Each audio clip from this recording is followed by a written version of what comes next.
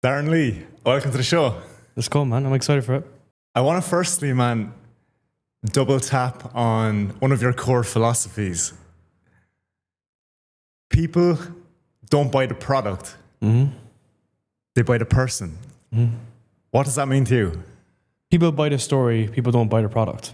So the person that you are, your values, your mission, your vision, what you actually stand for, what you want to be remembered for, what your legacy is, people attach themselves to that. They don't attach themselves to your funky mechanism or the product or service, software company, whatever that may be. So the issue right now is people are trying to become more competent with content, with their business.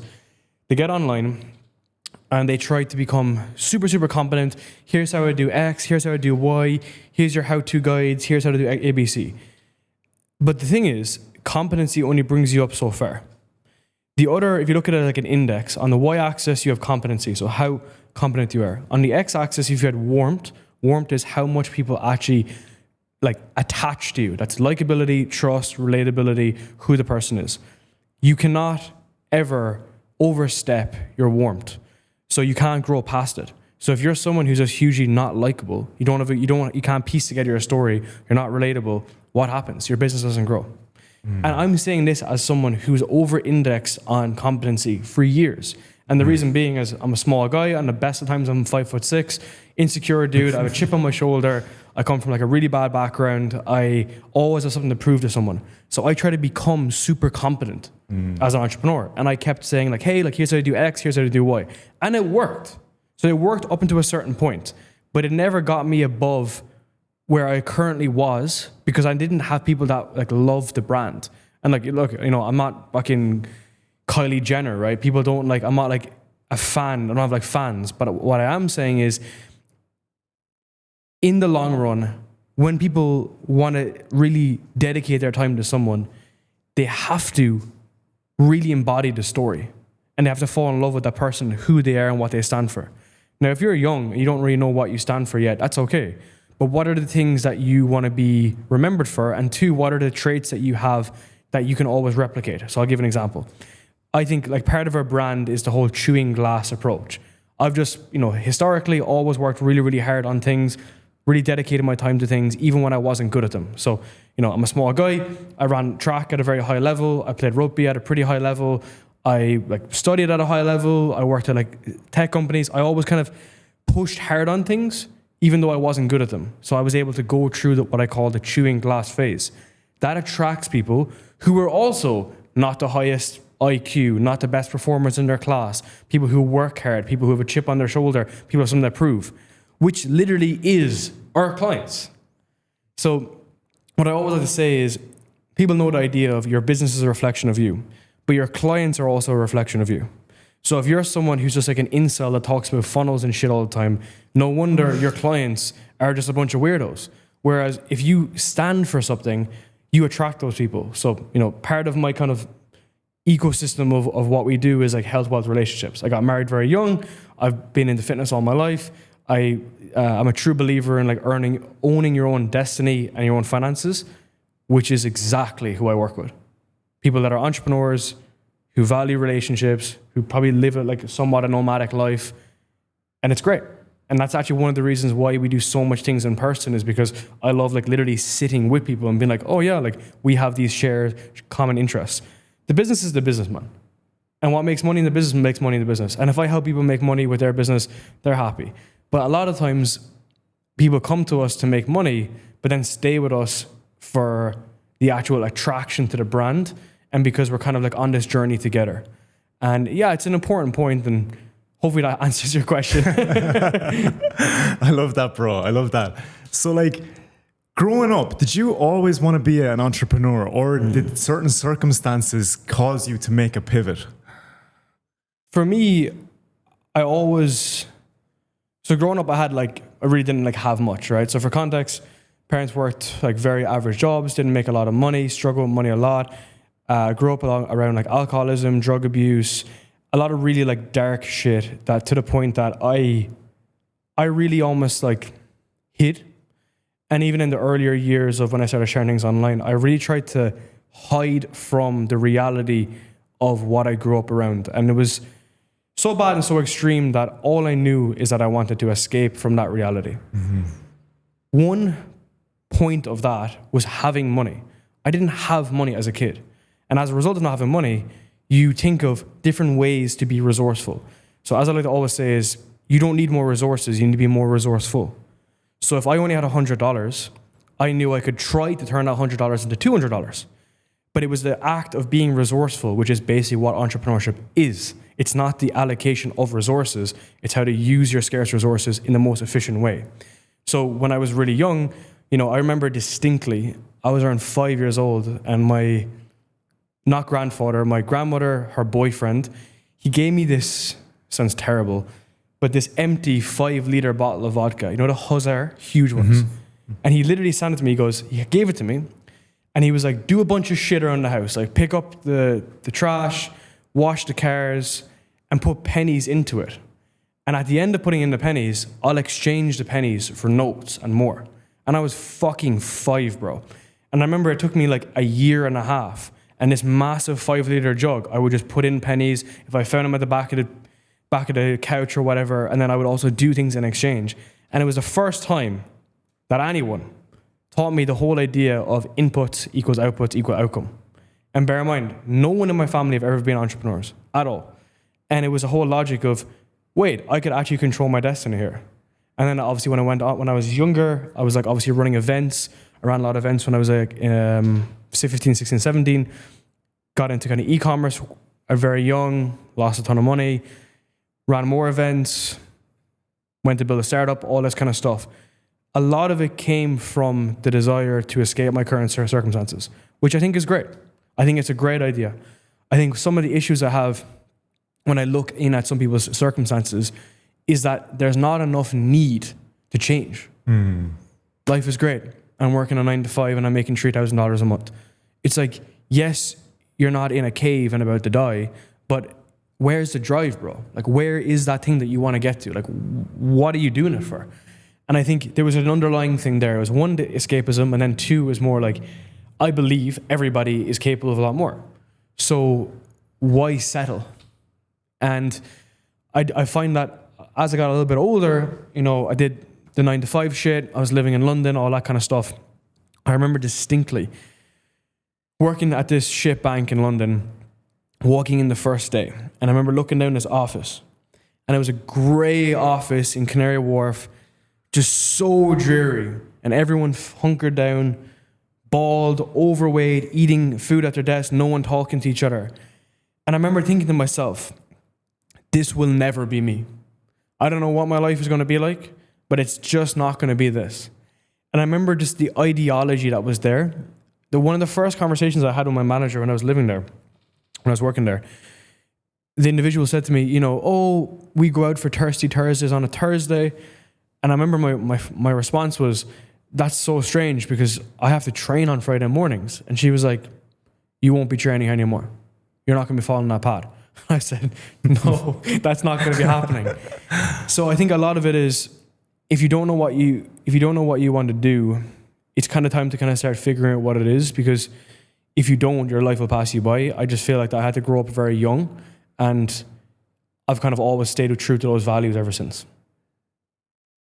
If you don't know what life that you want, society will make that choice for you. I like to think of it like the fur-lined mousetrap. Like, you're in a mousetrap, but it's comfortable. You don't have enough pain to actually make that change and make a pivot. And just a double tap on that, right? So like, my wife is American. Obviously, my parents-in-laws are American. Spent a lot of time in America. Why I resonate a lot with like the American mindset is because there's extreme heaven and hell. On the heaven side, there's unlimited potential to make as much money as you possibly want. Look at some of the biggest corporations. Like, there's so much of an amazing attitude to go and get what you want out of life. And there's lots of great doors. And whenever I go to America, people are incredibly helpful. I could be in like New York and someone's like, oh, like, let me get that number for that guy for you. Let me introduce you to this person. Like, it's just like help. If you're willing to work, that's a big caveat. If you're not willing to work, get the fuck out. On the flip side, On the health side, in America, if you fall, you can fucking fall, bro. Like you keep falling. There's no protection. You could end up in the street. Your house gets repoed, all that kind of stuff. That inspired a nation to be built because people realized, damn, I don't want to be in that corner. And there's no one going to stop me from being on that corner if I take a wrong pivot. But also on the next street, there's a guy that's living in a $2 million house. And that guy's no smarter than me. So I try to look at that approach because sometimes when I look at some of the other countries in the world that have a lot of like benefits and all this bullshit, which bear in mind, a lot of times when I was growing up, a lot of the people that are around hemorrhage those benefits, bear in mind. I look at that and I think, well, you are coddled in a society, so therefore anything that you want to do, basically you have no risk, right? You have no risk. It's kind of like the person that wants to build a business but they're living in a mom's house. It's like, yeah, of course you have to try something, but there's no risk involved here. You're not going to end up in the street. And I look at it through that lens, and that's sometimes the issue I have with like UK and Ireland is the fact that, man, like you can get benefits and make more than some entrepreneurs who are digging for gold, right? There's some guys that I know that are building tech startups and they're chewing glass right now, and they're making less money than people that are on benefits. So it's like, who's the real winner in this scenario? And I think it's sometimes how the system is designed makes people react in a certain way. And as you said, it's a mousetrap effect. So is that by design or is that by human engineering? 100%, bro. And you can adjust it, right? This is the whole idea with this. And this whole idea of like my story is like, you don't have to take things for face value. You don't have to take things, what a bro was saying to you on a podcast for face value. It's like you have to look at your actual current circumstance and realize that there's people with half of your brain that has 5x more action than you, that has a 1000x proponent. Because that's how results don't, unlike like a 9-to-5 or a corporate job, your input doesn't equal incremental gain. The input in your business equals extreme asymmetrical returns. This is how we've scaled our business to, very big numbers. It's how I've built a software company. It's because we have huge asymmetrical returns because I spent a large proportion of my adult life doing this. A lot of people starting out, like 10K per month is the finish line. When you actually got to that yourself, what illusion disappeared? That's a really good question. Two sides to it. When you're trying something new, everything seems impossible. In the beginning, nothing makes sense, and in the end, absolutely everything makes sense. So when you're chewing glass, you're making $0 a month, you don't know what to do next, it's just about getting the next win. Like we have on recordings, on video, us getting our first software payment. And I've made millions of dollars on the internet. And that new feeling going back from scratch with a new company, on top of what we're already doing, almost felt more to me because it was the belief. And all I said to our team was, because we got one payment, we can get 1 million payments, 1 million individual payments. There's no reason why we can't. And I think it's just that initial belief that you need from the market. So whether that's someone buying your product, someone signing up, you just need to look at how do we look at the overarching goal, which I'm going to come back to, but then also what are those few actual wins? Like a win isn't like getting up and putting your pants on. A win is like actually getting your first client result, keeping them retained, right? And I think for us, even with the agency in the beginning, which we still have to today, and I can go into more details on our actual offers, like the win to me was clients paying again. They were sticking around. We have some clients that are still with us from the beginning. It's crazy. Absolutely fucking crazy, dude. It's like been 4 years. And it's for me, it's like every time that payment comes in is a reinforcement that we're on the right path. And I think it's about breaking up those micro individual tasks. Think of like, okay, what is that first win that I can get? Now, simultaneously, that's an outcome focused. There's also the inputs. So, we run a program called the Incubator. We help people get to 30K a month with their business, coaches, agency owners, and so on. Whenever there's any issue with they feel like they're not getting the result that they deserve, the first question I ask, what are the inputs? What are you doing on a daily basis? How much content are you putting out? How much sales calls are you taking? How many DMs are you sending? How many re-offers are you running? How are you running the re-offers? Because whether it's a brand new agency owner or a coach, or whether it's like a sales rep for me, if they have their inputs taken care of, I know if eventually the outcome will happen. And this is why, even for me, if I'm managing a large sales team or as a client as a large sales team, the only thing that I look at is inputs. Are the people hitting their numbers? And if they're hitting their numbers and they're not getting the result, we just look at the quality of their input. And if they hit the quality of the input and they're not getting the result, there's something fundamentally wrong with the product or the service or something like this. But it's more of like a diagnostic. And the way I think about it is like, if you go into a dentist and you come in and you got a pain in your face and all this kind of stuff, the dentist doesn't prescribe you medication. He looks down, he looks at the prognosis, he looks at the effect. So you have an effect of your pain. He looks at the root cause. Oh, it turns out you've been eating sweets for 10 years. All right, okay, now you understand what the root cause is. So I like to kind of really extrapolate all the way back down. So it's what's the first quick win? What are the inputs that you can hit? And then you realize then that the inputs that you're doing right now is actually nothing compared to what you should be doing. It's probably nothing. Like, being realistic, it's absolutely nothing. And I'm not here to say like you need to like spend your entire life doing it. But what I am saying is like the result that you want is generally going to be on the other side of just a ton of more reps, right? And then the last piece of this is more about like the aspirational identity. So like, where do you want to become? Like, where do you want to get to? So if your goal is to get to 10K a month, you'll never actually get there, because that's not a goal. It's just like an arbitrary number. The goal has to be tied back to the impact that you want to have. So we want to help agency owners and coaches build a business that they don't need to quit from. That's a fucking great goal, because then it helps us design products and services that allow people to build their business and scale their business and reach their financial goals. What does that happen with us? We obviously hit the goals that we want. Yes, we have every metric under the sun that we want to hit in 2026 and by 2029 and 2030 and our exit strategy for a software company. But all of that is predicated based on impact. If we can help people scale their business, optimize their sales, build out their content, we will inevitably make money. Whereas 90% of my day these days is really just getting feedback from our clients to see, are we hitting their goals?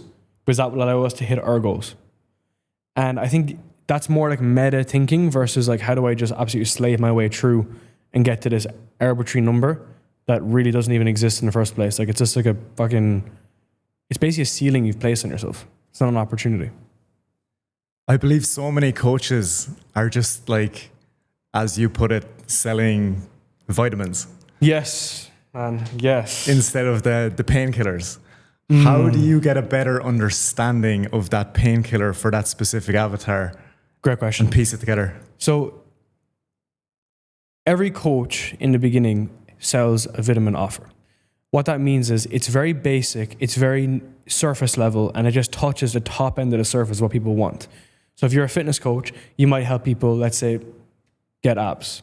It's like, yeah, we want the abs, but we actually want what the abs does for us. Improve productivity, improve self-confidence, maybe improve even how you speak, because you're healthier, your sleep is better, your recovery is better, your confidence with dating is better, and then also your workload's better, so now you're making more money. And so that's quite interesting. I went from getting abs to making more money, improving my health, improving my relationships, maybe finding my partner, forever partner, from just getting abs. That's quite interesting. Same offer. There's no change. It was the exact same thing. We did nothing. You're still going to get a spreadsheet. That's going to show you your food.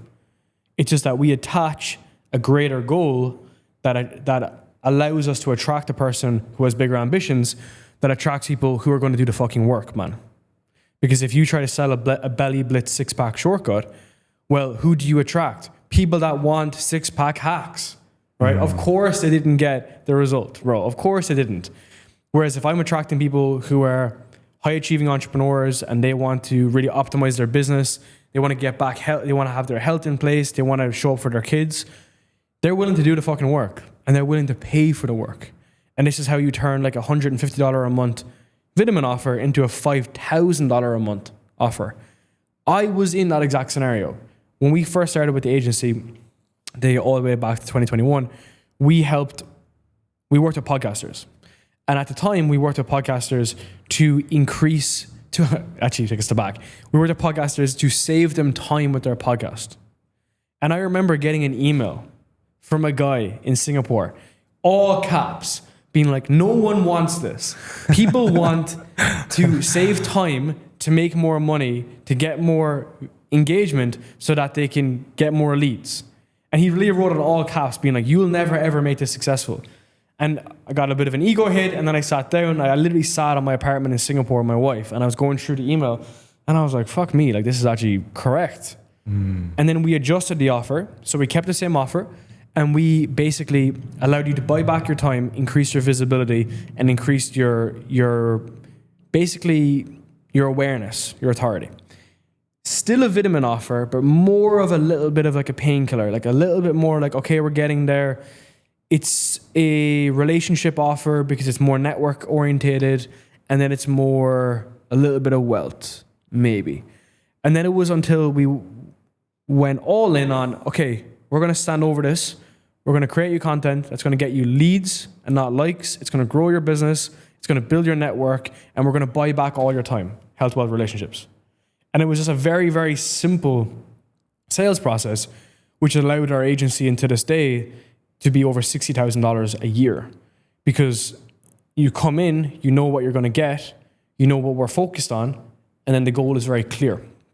And I think I've used that model since like 2021, and obviously we have different offers now and so on. But what's ironic is like whenever we're coaching people for their agency in our programs, I always just say the same thing, which is, bro, we edit videos. Like at the end of the day, we edit people's content. What's the difference between us and someone that's $10 on Fiverr? It's the promise. The promise is different, and also the results we get for people. So the promise is backed up by the results.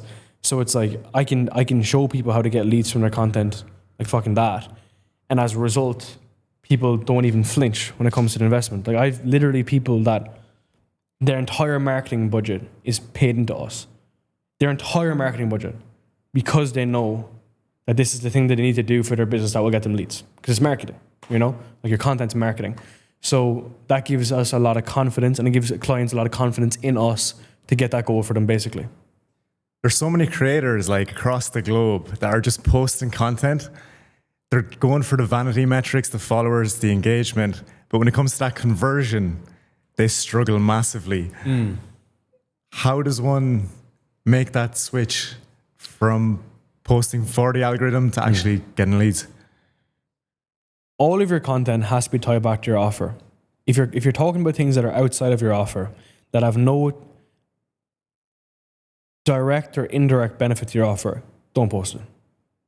So the direct effects is, let's just say your offer is helping people get leads on LinkedIn. Great. So it's tactical, it's focused, very focused on the how-tos, the frameworks, the guides to help you get leads on LinkedIn. That will attract people who want to get leads on LinkedIn. Then your story content is going to be how you got leads on LinkedIn, how you got started, what it felt like your first post, what it felt like for your fifth post, what it felt like getting your first lead on LinkedIn.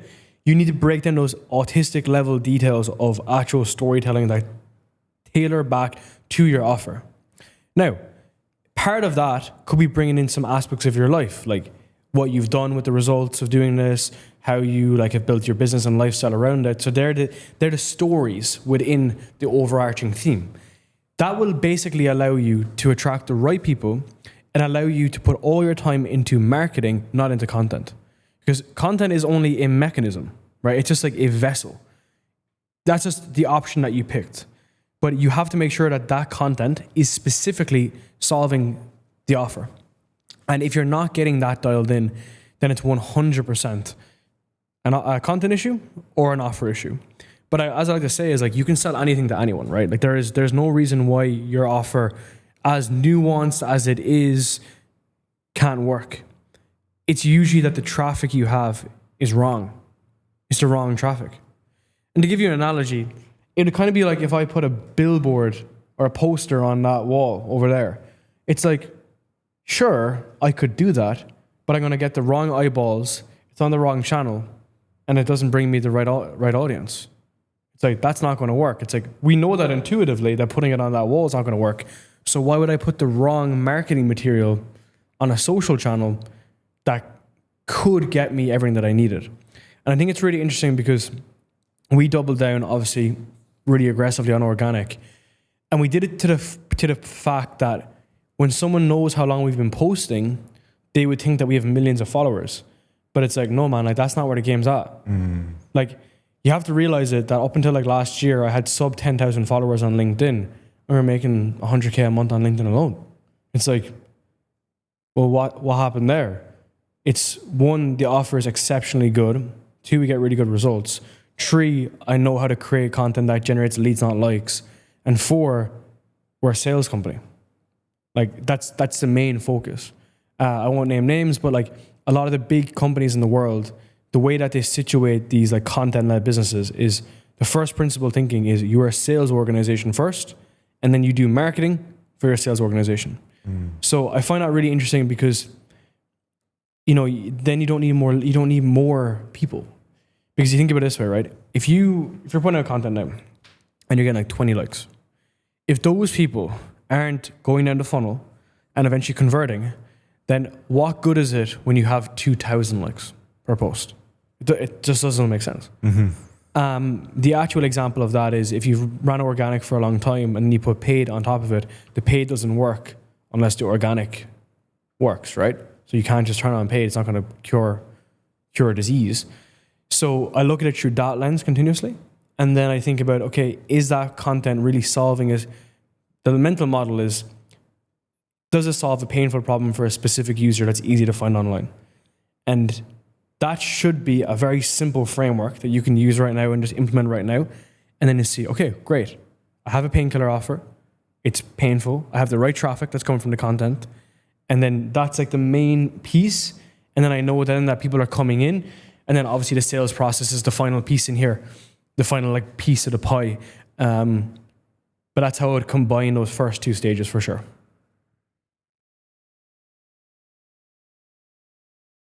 You mentioned before about like chewing glass, that chapter where you're just chewing. The chapter never ends. How does one develop or at least improve their resistance or their tolerance to pain and frustration going through that period? I think you have to look at the antithesis of it. So I was with Dan Martell recently, and he said, you have to realize that winners lose more than losers. And I couldn't get my head around it for ages. And I always thought about it. So winners have to lose more than losers because a loser will lose once and then he'll just quit.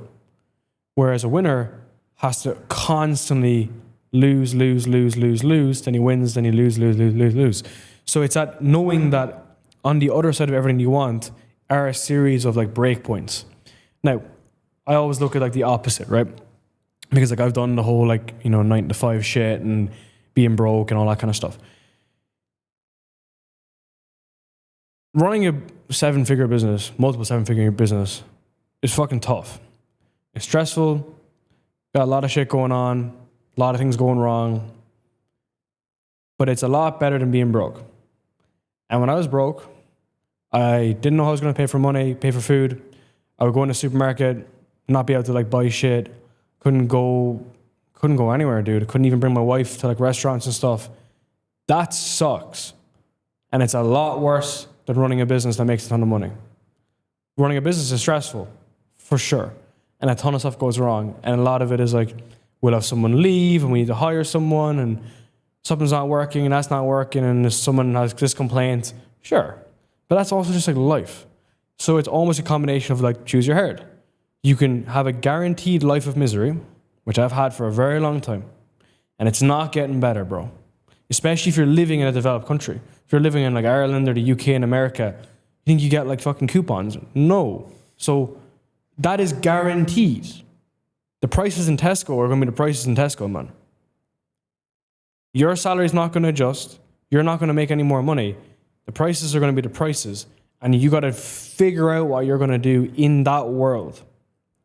Or the alternative is you find something that you enjoy, that you know you can double tap on, that you can at least personally develop within, and then you develop personally as you develop professionally, and then your personal development is represented in your professional development, and then lo and behold, outcome happens, more money, more business, and so on.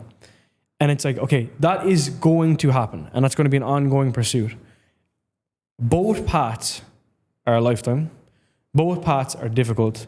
Both paths have vastly different outcomes. One of them is guaranteed. I trust me, man. I didn't have money for a long time. I've seen it. And I've felt it. And I know exactly what it is, and I know that I'm 100% not going back. 100%. I don't give a shit how much I work. Like, I work a lot now. When we launched Aura, I was obviously working like, maybe 18 to 20 hours a day for a long time. I fucking love it. Like, I fucking love it. And I'm there on like Saturday evening fixing bugs and shit. And I just love it. And I think knowing part of it's going to be difficult is also part of it. And it's like playing a video game, man. When you get to that next level, you try to figure out the map, and you figure out all the guns and the games and stuff, and then eventually you get a grasp of it. And the reason why I use that as an analogy is the only other alternative, man, is to stop playing. So part of the infinite game, which I talk about a lot, is the infinite game is never about winning or losing. It's about playing a game that you can play indefinitely. And if you set yourself up in your 20s to learn the skill of sales, the skill of marketing, the skill of product, then you can play this game indefinitely. We have a content agency, a sales agency, an education business, and a software company. The first three have got to 7 figures each. I've done this in multiple different domains. Or I was just launched, give it some time. I'm not fucking special. It's the same thing. Humans are going to human. Psychology is always going to be psychology. Product's always going to be product. Traffic's always going to be traffic. And conversion's always going to be conversion. There is no exception at all. At all. So anything in the kind of online space, high ticket, like that's what I've just been doing for so long that fucking give me anything and I can try sell it, right? And it's based on the principle. And this is actually kind of funny, which is why I kind of got to go full circle on this, is when you learn skills, not hacks, you can do anything, is because the people that we work with, I don't have a health optimization offer, but I can help someone who does have a health optimization offer, because what do they need? They need they need an offer, they need a content, they need a sales process. So you can basically plug this model into anything, and it's just going to work. And we're proving it right now with software as well, which is, effectively low ticket. Yeah, that's how I think about it. What do you think is the overarching skill or most important skill of all the different companies that you've run? Like, if you were to name the top skill. Sales. 100%. How so? If there's no sale, there's no business. All of your effort to get your little LLC set up, to get your logo set up, to get your website set up, to do your content, none of it makes sense with a sale. If the sale is over the phone, if the sale is in person, if the sale is on a landing page, it's still sales. And it's about connecting deeply with the psychology of the person. What do they want? What are their wants, desires, fears? What makes it new, novel, unique, and different to them? How can we get them to jump now? It will always be the same. You can put any product in front of someone, whether it's makeup, whether it's a Rolex, whether it's a sales coaching program, doesn't matter. There has to be that point whereby we increase maximum satisfaction or maximum desire, and the arousal goes up in the prospect's brain to the point that they're like, I need to solve this problem now. And if you build products that solve pain, fantastic. If you build products that solve a desire, that's also like super valuable, like luxury goods. But at the same time, it's always about running from pain. And the reason why I'm so deep down this path is if you sell a future state to someone, it's often not purchased. Let me give an example. If you're trying to sell the Maldives to someone that's never left Offaly, they're not going to want to buy it because they've never seen, they don't know what it's like to leave Offaly. It's like raining something in Offaly. But they can't feel the granular salt and the blue ocean and the resorts because they've just never experienced that world. But what you can sell is running from pain. So what is the pain that they've experienced and what do they never want to go back to? Because pain is a visceral feeling. Like you can literally feel it. You can remember it. Like trauma basically is a reinforcement of the actual pain. So you, whether it's traumatic or not, you can go back and reflect on it. And that's why for me, I can remember those events when I was younger really, really vividly, which forced me to do actions today that make sure that I'm never going to go back to that position. On the flip side, if you do know where someone wants to get to, and if they even experienced it before, if you've gone to Bali, it's easy to sell the Maldives. You're like, blue ocean comparison. And then there's a few different things we can pull, but a lot of it is all based on sales, right? So a lot of people that I work with, like, they could be great creators, let's say, or the opposite, right? Let's just give an example. They could be great like businessmen. So they would have had like an in-person business or an events business and so on. But that doesn't translate into what they need to do when they're online, which is close. But they have to actually have the ability of founder-led sales to be able to actually close. And I feel like that a lot of people's efforts are just completely wasted because they just don't focus on sales. And the reason why I say this is because if you look at the trajectory of us, we have famously had the least amount of leads than any other business in like the info coaching space, even agency. Like I remember back in 2021, I opened up my first CRM with ClickUp. I had 32 leads in there. I knew everyone's birthday. I knew everyone's fucking piano lessons that they were going to. I knew when everyone's annual reviews are. I knew absolutely everything about all 32 people, and half of them ended up closing. Because I was able to go the extra mile and really like deeply understand how do I interact with these people in like a proper, like non-weird way. And it wasn't based on lead flow. It wasn't based on marketing. It was based on sales. And it's ironic because even if we're working with guys that have a new offer or even we might launch an offer with someone, I always get them to do what we call like a re-offer.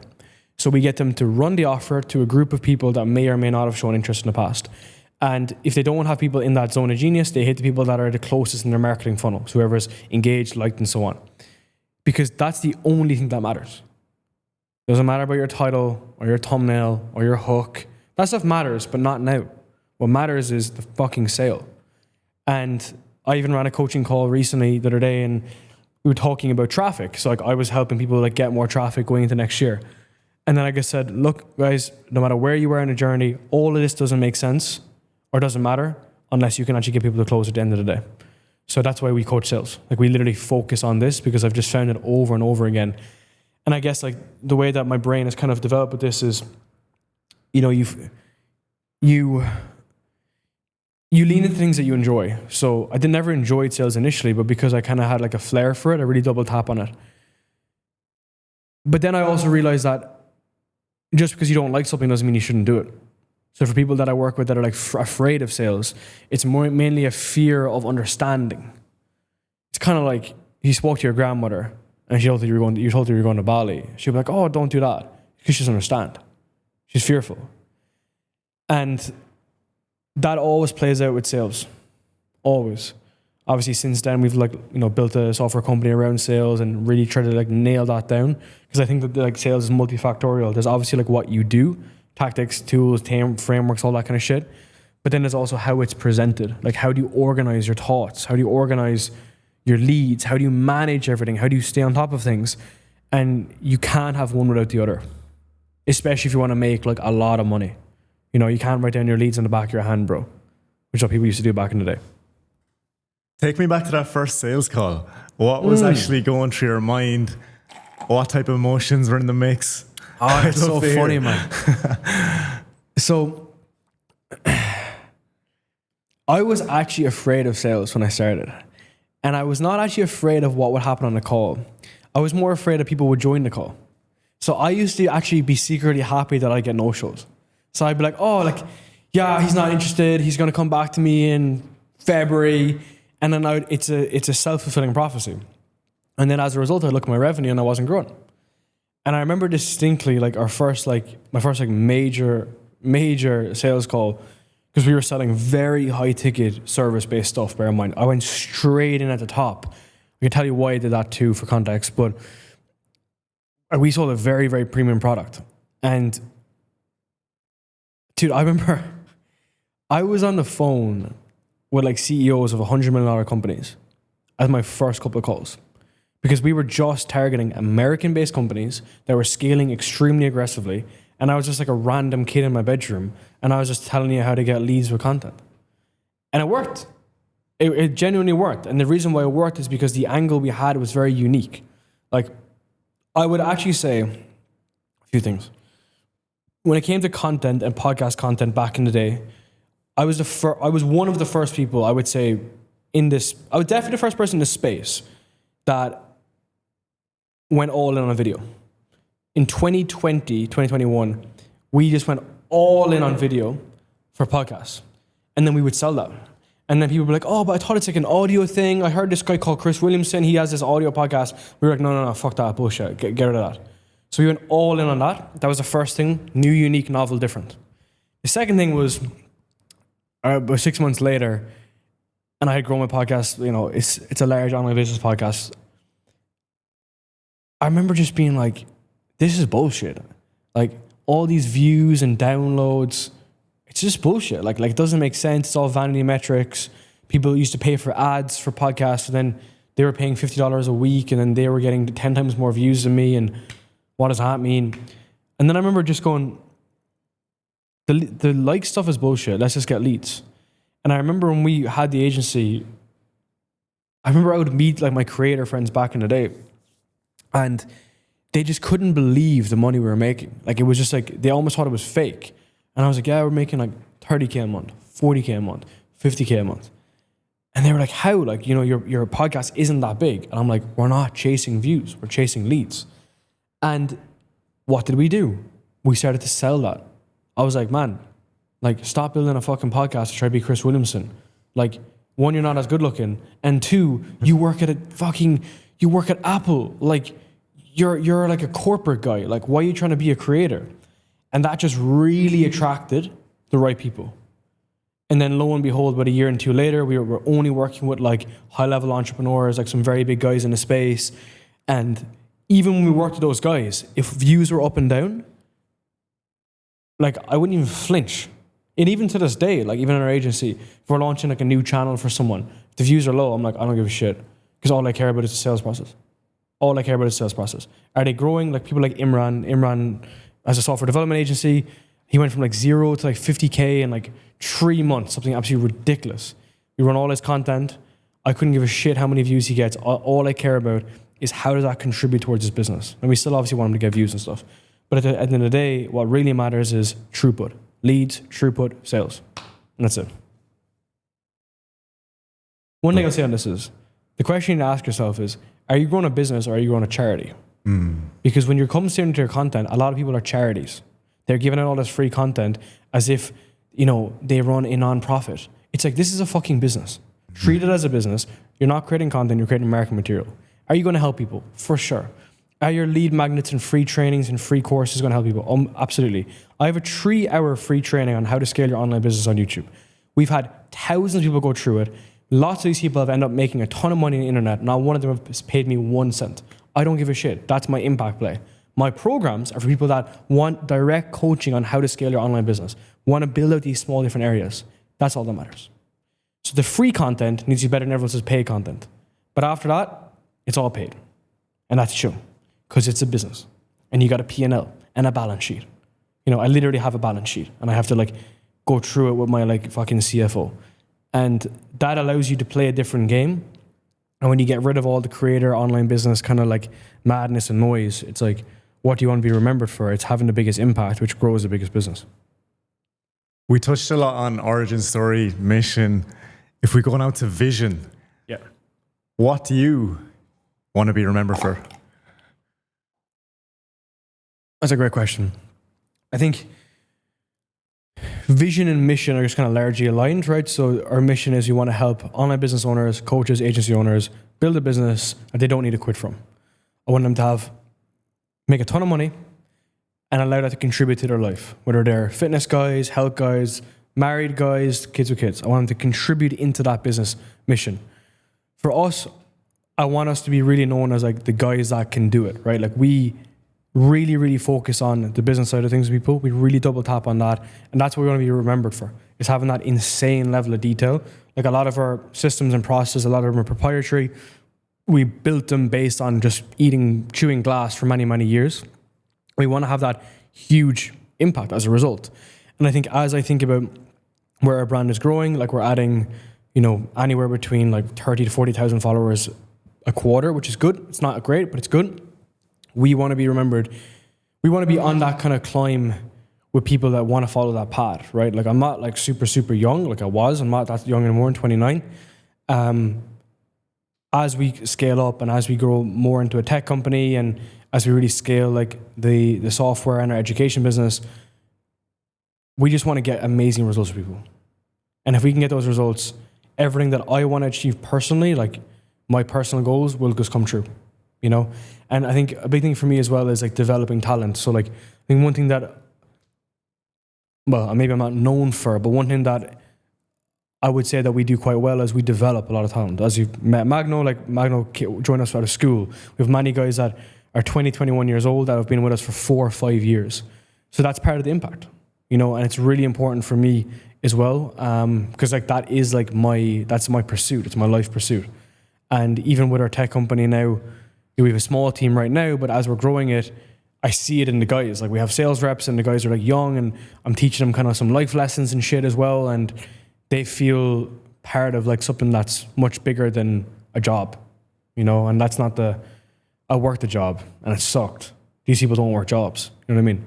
They're part of like a fucking mission and it's sick and they love it. You can ask them that. I'll have to ask you later, Magda. Awesome, brother. So what's the big goal for Aura? What is the North Star? What gets you out of bed in the morning? I want to build the best software company in the world for sales. And the reason being is because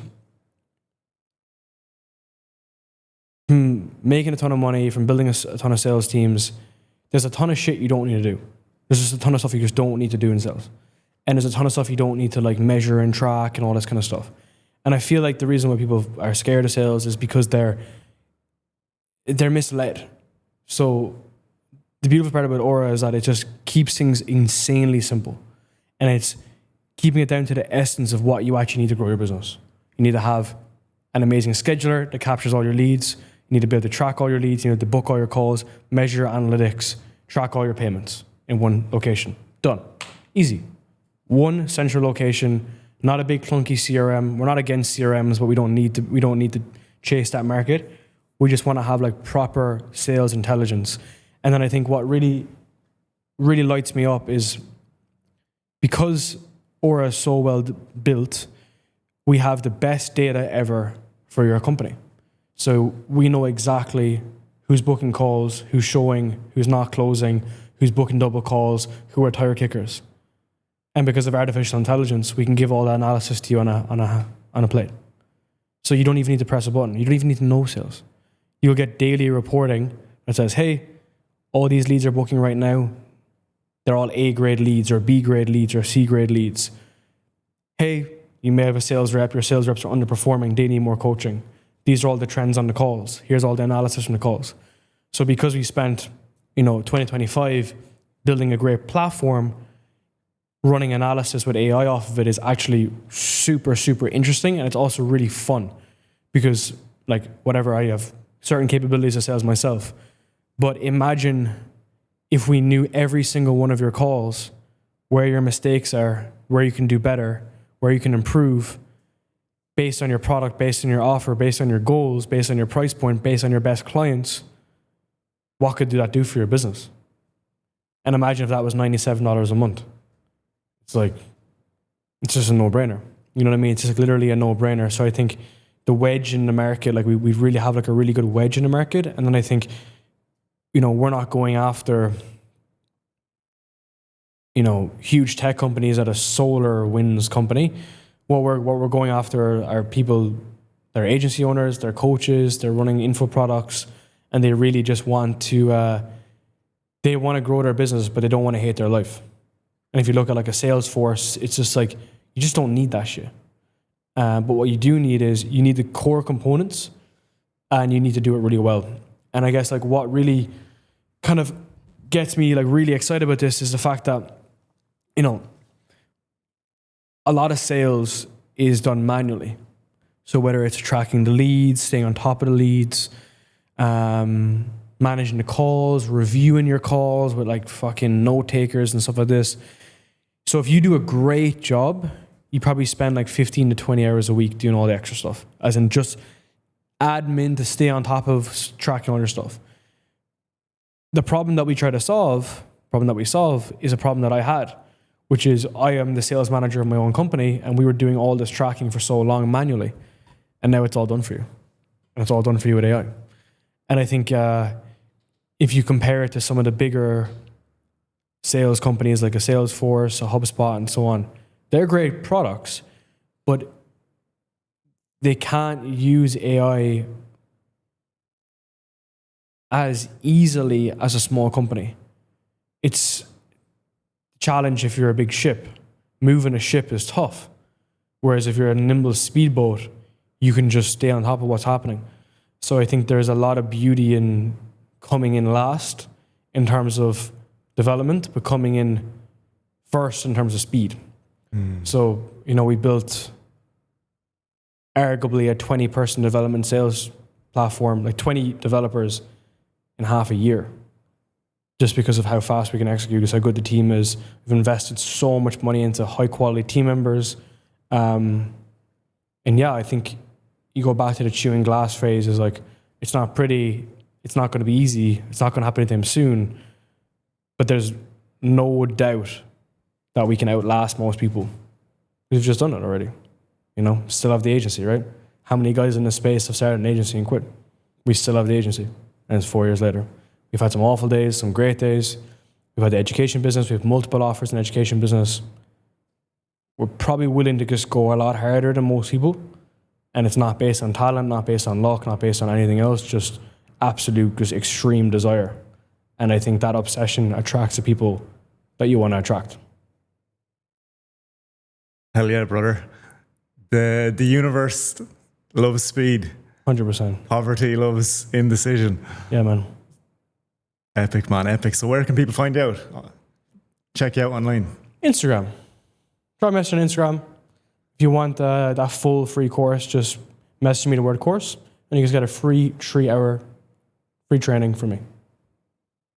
Awesome, Darren. Well, I must say, this is like a full circle moment.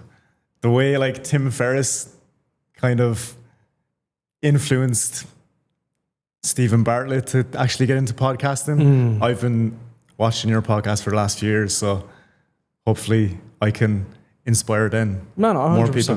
100%, right? And again, it's like in the beginning, nothing makes sense. In the end, everything makes sense. So again, a huge thank you to you, dude. Like there's a handful of people from Ireland that I have like vivid memories of like following all my stuff. So like I do remember it clearly. And I think like, it's a big thank you to you. And I think that's one of the reasons why you're here, right? Is because you took the time to learn about this world when you didn't have to. How much people at your age of 27 are in some bullshit job in Dublin, wasting their life away, following out someone else's dreams. For what?